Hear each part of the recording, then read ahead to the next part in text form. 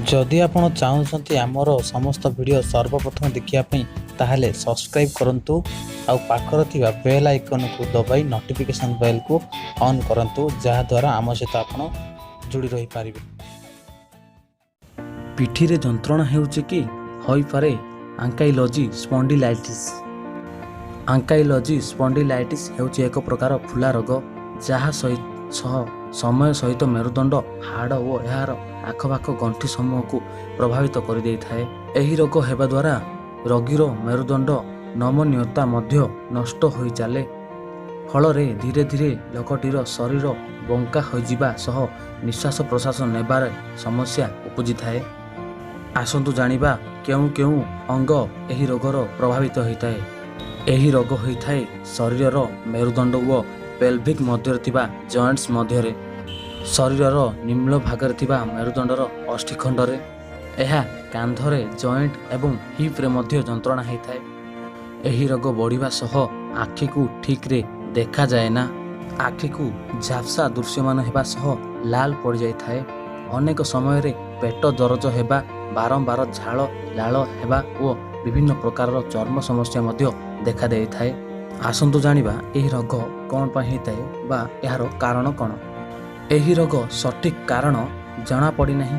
प्रायतः वंशगत एवं परिवेशर प्रभाव रे एही रोग होता है। HLA-B27 नामक एक जीन एही रोगी मानक ठारे ही देखा जाय थाए। आसंतु जानिबा एही रोग जदि आपनको हुए किपरि भाबे आपण चिन्हट करि परिबे। जदि नियमित भावे सकाळ उठिबा समय रे अंटा जंत्रणा हेउथाए किंतु किछि समय नित्य कार्यकलाप पर एही जंत्रणा कमी जाय थाए तेबे एहाकू आंकाइलोजी स्पॉन्डिलाइटिस बोली संदेह करा जाय पारे। एही परिस्थिति रे रिमोटोलॉजिस्ट को परामर्श करे नेबा उचित।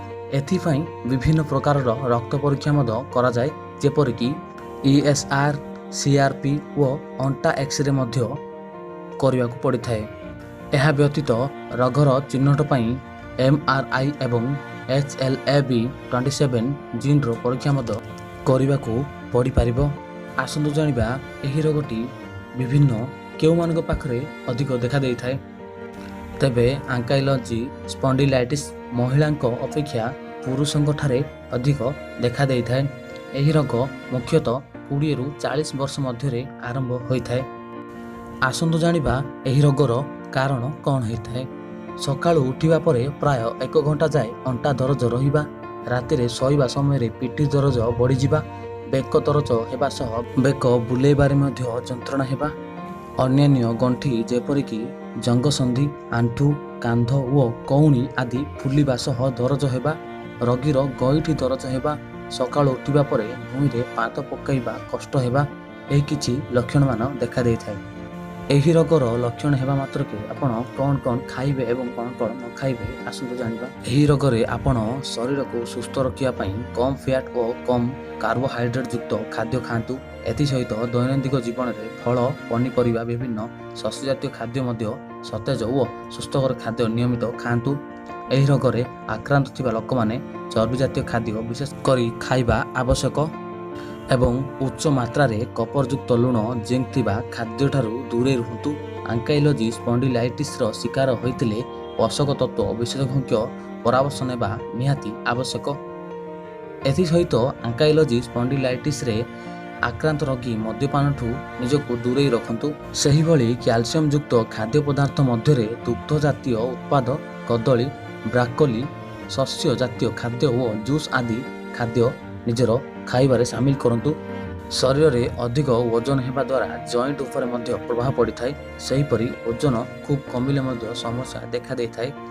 थकापन ठारू आरंभ करी आनेमिया और ऑस्टियोफोरोसिस आदि आशंका मध्य बढ़ी जाय थाए। आंकाइलोजी स्पॉन्डिलाइटिस रो रोगी माने प्रति सप्ताह रे 2 थर मांस खाई पारिबे कारण मांस रे एराकिडोनिक एसिड रही थाए। एहा एही रोगर कारण पाई मुख्य दायी अटे। जदि ये सूचनाटी आपको भल लगे ताले लाइक करूँ, शेयर करूँ और सब्सक्राइब करूँ। तो पुणी देखा आगामी एपिसोड रे। तो बाय बाय टाटा।